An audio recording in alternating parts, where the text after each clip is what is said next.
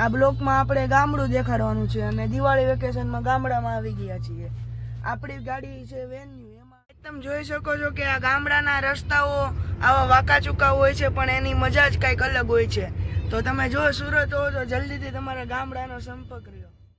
તુલસી વિવાહના અવસર ઉપર ગામડાના લોકો આજે વરઘોડો કાઢે છે. તો તમે જોઈ શકો છો કે આવી રીતે ટ્રેક્ટરોમાં પણ આપણે વરઘોડો કાઢી શકાય. જોઈ શકો છો તમે આવી રીતે ઠાકોર દાદાનો આપણે વરઘોડો કાઢી શકાય છે. જોઈ શકો છો તમે તેની ગાદીઓ.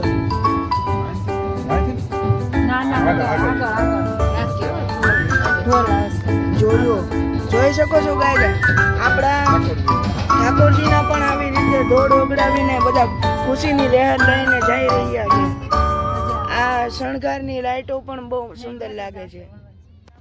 આપણે કેરલા ગામ ઉપર પહોંચી ગયા છીએ અને આપણા મામીના ઘરે જવાનું છે. તો આપણે આગળ વધવી જોઈએ ધીરે ધીરે. ને ગારો બહુ છે. ટાયરને તો મજા આવી ગઈ છે ગારામાં. આગળ વધીએ તો આ માસી અહીંયા હશે. હોય છે ગામડાના ઘર. જોઈ લો ગાય આ છે આપણું માસીનું ઘર. તો ગાય હવે માસી જાય છે. આવજો આવજો.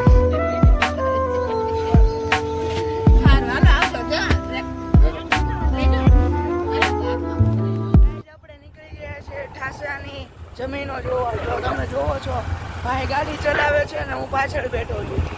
તો આપણે તમે જોવો છો કે આ ખેતર તો ઘણા સારા પાક વાવેલા છે, પણ આપણે કહેવાય ને કે વરસાદ આવીને બધું બગાડીને વયો ગયો છે. તો પણ આ સુરત દાદાના તમને દર્શન થતા હશે.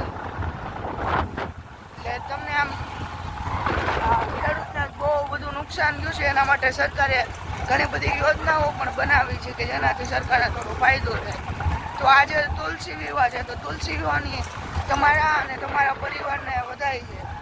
અને હવે આગળ નીકળી જોવી શું આવે છે. જુઓ ગાય આવા નદી નાળાઓમાં નકરા પાણી ભરેલા હોય છે. દુર્ગંધ તો આવતી હોય પણ એ જોવાની મજા કંઈક અલગ હોય છે. તો ગાય આપણે ઢસાના જૂના ગામ ઉપર આવી ગયા છીએ. અને આ જોવો છો આપણે નાની નાની ગલીઓ છે. આ પંડિતનો ગલ્લો છે. જોવો છો ભાઈ તમે. નીચે પાણીના ખાબોચા પણ ભરેલા છે. આ જૂના મકાનો છે અને આ જૂની ગલીઓ છે. જેમ મેં આગળના સમયમાં કીધું હતું. જોઈ શકો છો ગાય. અહીંયા ભેંસું ને ગાયું ઘણી બધી છે. એટલે જ અહીંયા મજા આવે છે. અને અહીંનું વાતાવરણ